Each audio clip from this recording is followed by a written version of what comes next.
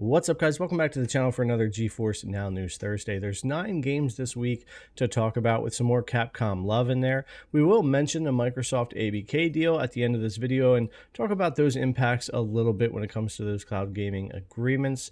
And we've also got 3 more data centers going live with the 4080 Superpods. So let's jump right into those. We've got Miami, Portland, and Stockholm, all going live with 4080. So if you've been waiting for those, and those are your data centers or your nearest locations, you'll get the best latency with those, and they'll be up and running for you. I know I got my Northeast server not that long ago, and it certainly has made a nice difference for me on the 4080, getting my best experience there. So let's go ahead and jump into the 9 games we've got for this week.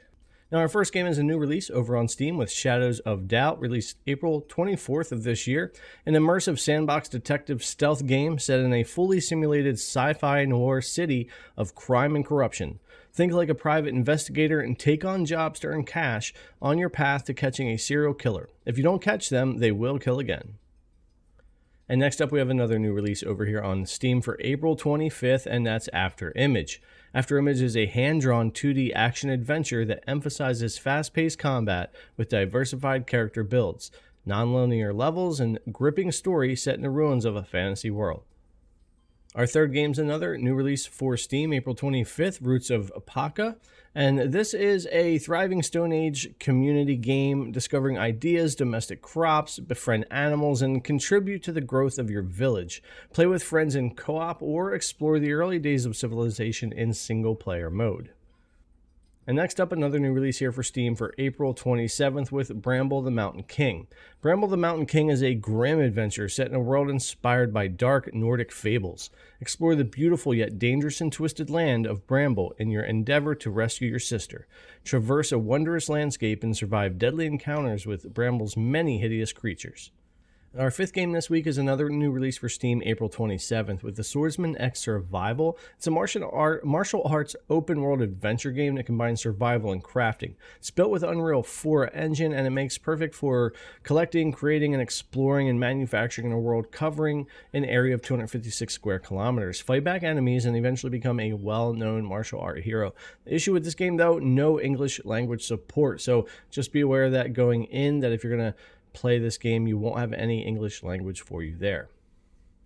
And next up, we have Poker Club over on Epic Game Store for April 27th. Now, it's a new game for them, but it's not a new game in general. This came out in 2020. Welcome to the most immersive poker simulation ever made. Live the life of a poker pro in a global poker tour. Then join a club and make a name for yourself in a 200-player online tournament. All right, and our 3 final games that make up our 7, 8, and 9 this week are Resident Evil 2, we've got Resident Evil 3, and Resident Evil 7 Biohazard. Now, it's great to see these games coming. I'm hoping we continue to see more Capcom games, of course, and more Resident Evil. I know a lot of you are also waiting for Village, but this does give us a lot of hope here, and I'm super happy to see all 3 of these games, 2, 3, and 7, being added to GeForce Now here through Steam. This is a big win for all of you that have been waiting for these games, and hopefully we'll see Resident Evil 4 Remake and Village join GeForce Now. I hope so. We'll keep our fingers crossed. But that's your 9 games for this week.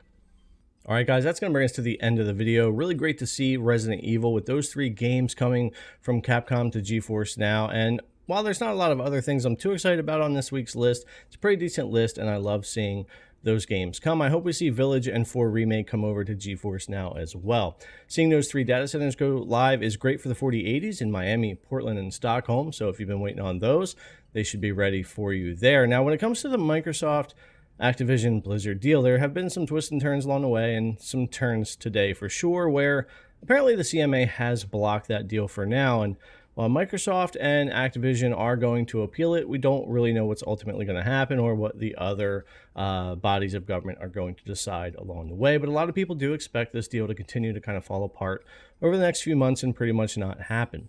So we know that Microsoft made these deals, the 10-year deals in the cloud, or at least a reason why they made them was to try to get this Activision Blizzard deal through. If it doesn't go through, it makes people wonder, do they still want to honor those deals and bring their first-party games over to cloud, even without that, knowing that that was kind of the reason they were making the deals? And it would appear that probably they will still go with those deals without Call of Duty.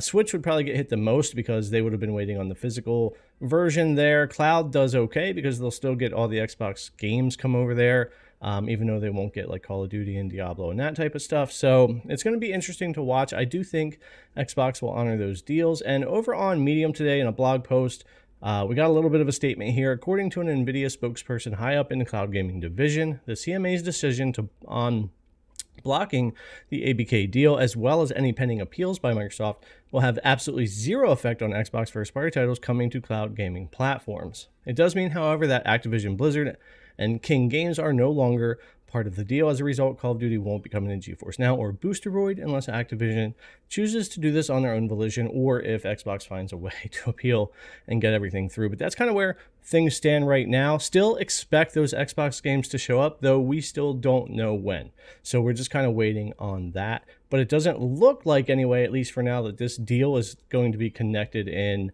these 10-year agreements happening or not. Anyways, guys, take that as you will. All we can do is go week by week here and see what happens with that. Anyways, thanks a lot for coming and check out the news. As always, guys, I really appreciate it, and I'll see you in the next one.